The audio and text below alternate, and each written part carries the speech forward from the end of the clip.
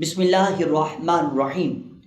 میری زندگی تیری بندگی، میرا شیوہ عجز و نیاز ہے۔ میں گدائے عاجز و بے نوا، تو کریم بندہ نواز ہے۔ تو کریم بندہ نواز ہے۔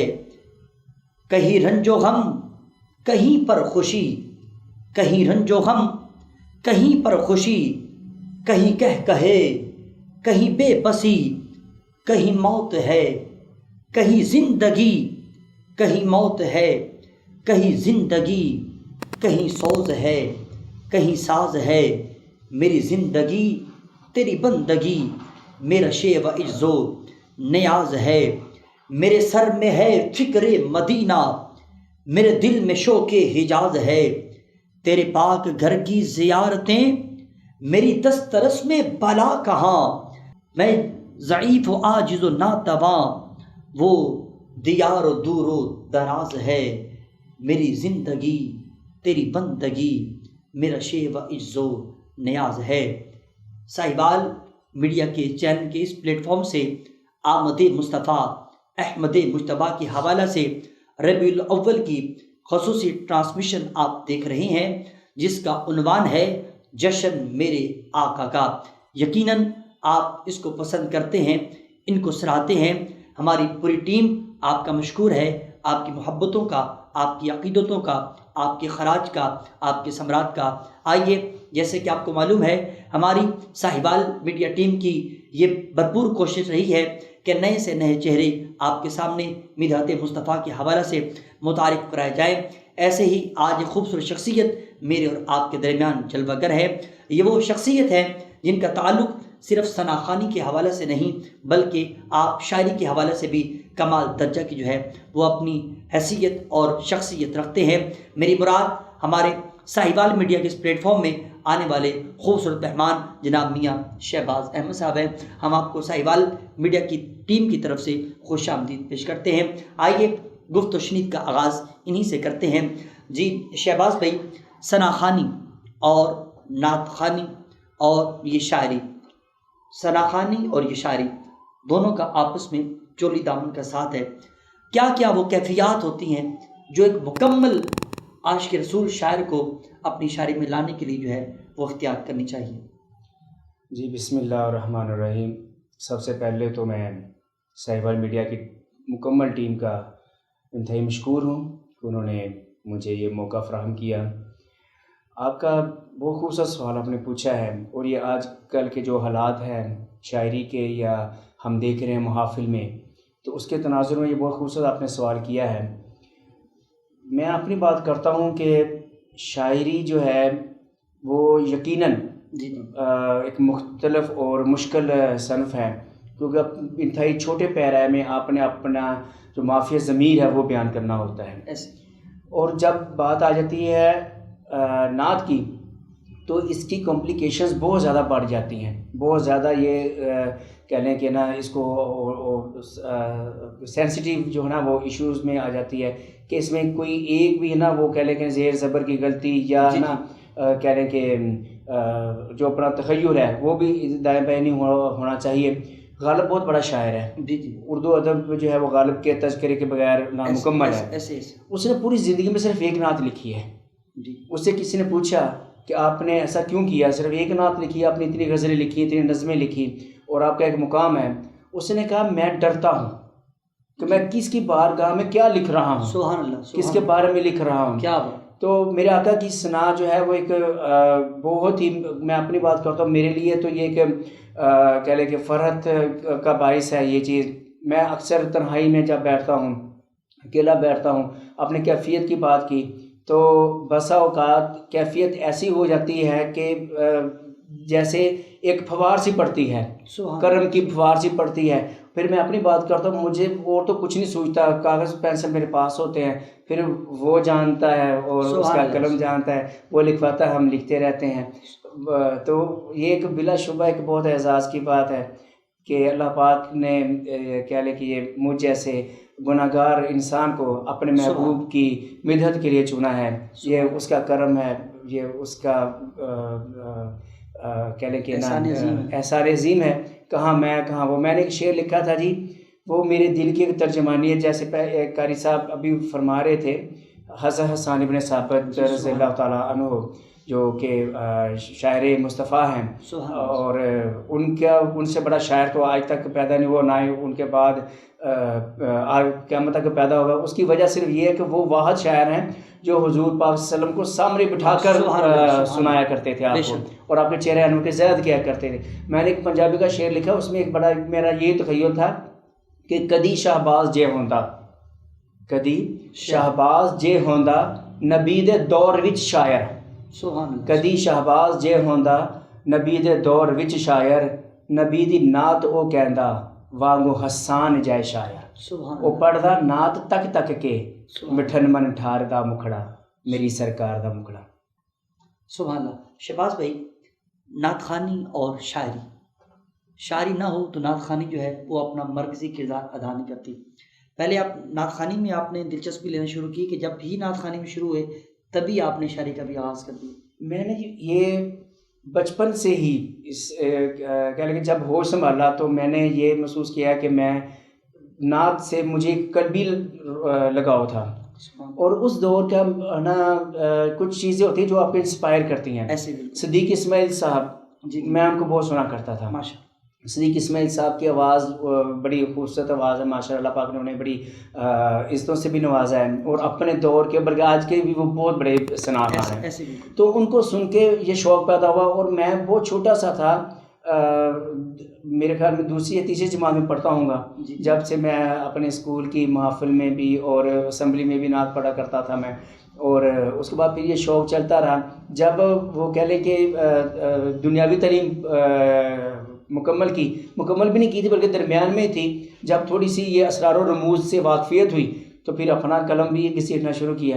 اور پھر نا اللہ پاک کا فضل ہے، کرم ہے کہ آج میں گنتی تو نہیں کر سکتا لیکن ایک اندازہ ہے کہ شاید 300 سے زیادہ ہے نا وہ نعتیں لکھی ہیں. تو اللہ آپ کو عزت دوام عطا فرمائے.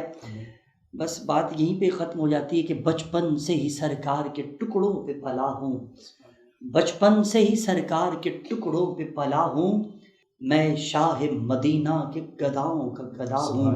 اور انہوں نے ایک بات کی، اس بات کو بھی 4 اشعار میں سنیے گا کہ بڑھ کے اشکوں سے سوغات ہوتی نہیں، بڑھ کے اشکوں سے سوغات ہوتی نہیں، آنسوؤں کو کبھی مات ہوتی نہیں، پاک جب تک نہ ہو صائم قلب و نظر، مصطفیٰ کی قسم نعت ہوتی نہیں، مصطفیٰ کی قسم نعت ہوتی نہیں. آپ ہمارے ناظرین کو کون سا کلام جو ہے سنانا پسند فرمائیں گے؟ ایک نمبر خوبصورت کلام ہے میرا. میں نے ایک نعت لکھی تھی میرا آقا صلی اللہ علیہ وسلم کے ظاہری حسن و جمال پہ، سبحان اللہ، آپ کے چہرے مبارک کے اوپر.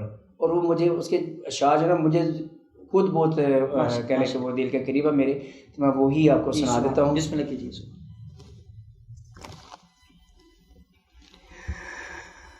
خدا کے حمد نبی کہ میں نعت لکھتا ہوں،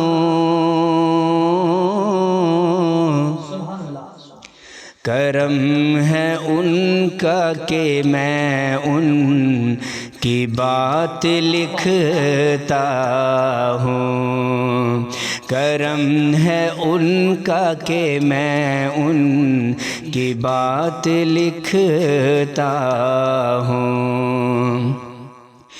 میں کیوں نہ فخر سے جھوموں، گدائے پنج تن ہوں، میں ان کے گھر کی شہباز بات لکھتا ہوں، میں ان کے گھر کی شہباز بات لکھتا ہوں. پڑھیے صلی اللہ علیہ یا رسول اللہ وسلم علیہ یا حبیب اللہ صلی اللہ علیہ یا یا رسول اللہ وسلم علیکہ یا حبیب اللہ۔ اجلا اجلا نکھرا نکھرا کتنا دلکش سرکار کا چہرہ، اجلا اجلا نکھرا نکھرا کتنا دلکش دلدار کا چہرہ، پھولوں سے بڑھ کر نرم و ملائم کلیوں سا کھلتا سرکار کا چہرہ، پھولوں سے بڑھ کر نرم و ملائم کلیوں سا کھلتا سرکار کا چہرہ۔ ہو گود میں لے کے دائی حلیمہ صدقے واری ہوتی جائے، گود میں لے کے دائی حلیمہ صدقے واری ہوتی جائے، ٹک ٹک دیکھے چومتے جائے، ٹک ٹک دیکھے چومتے جائے، نبیوں کے سردار کا چہرہ، ٹک ٹک دیکھے چومتے جائے، نبیوں کے سردار کا چہرہ۔ وہی خدا کو لانا ہی تھا، شوق زیارت اس کے سوا تھا، وہی خدا کو لانا ہی تھا، شوق زیارت اس کے سوا تھا، جبریل آتے تھے تکنے کو، جبریل آتے تھے تکنے کو، خالق کے دلدار کا چہرہ، جبریل آتے تھے تکنے کو، خالق کے دلدار کا چہرہ۔ ہو کرتے ملائک تھکتے نہ تھے، تذکیرہ حسن یوسف کا، اور وہ تذکرہ کیوں نہ کرتے؟ کیونکہ اللہ پاک نے کائنات کے حسن کے 10 حصے کیے، جس میں سے 9 حصے حضرت یوسف علیہ السلام کو عطا کیے، تو فرشتوں کے ذہن میں تو وہی اسکیچ تھا، تو ان کو تذکرہ اگر حسن کا تذکرہ کرنا تھا تو حضرت یوسف علیہ السلام کے تذکرہ کرنا تھا انہوں نے، تو میں نے وہ اس کو اپنے عشق میں کچھ اس انداز سے میں نے لکھا ہے۔